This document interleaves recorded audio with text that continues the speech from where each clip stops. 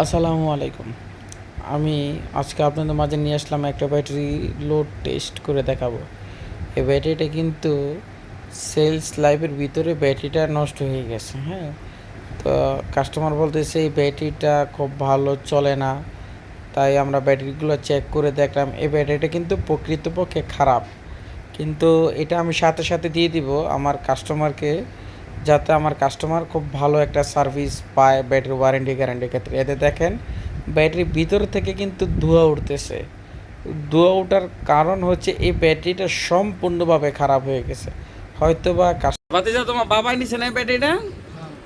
মানে ব্যাটারিটা যেহেতু নষ্ট হয়ে গেছে গা, এখন ওয়ারেন্টি গ্যারান্টির ক্ষেত্রে কি তুমি সাথে সাথে পাইছো?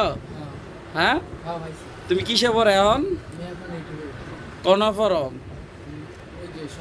সদস্যদি আমাদের গোপালদিতে সদস্য উচ্চ বিদ্যালয়। হ্যাঁ, পড়াশোনাটা ভালো বিদ্যা করো। যাদের ব্যাটারির প্রয়োজন তারা নিতে পারবেন। ওয়ারেন্টি গ্যারান্টির ক্ষেত্রে কিন্তু সাথে সাথে আমরা করে দিই।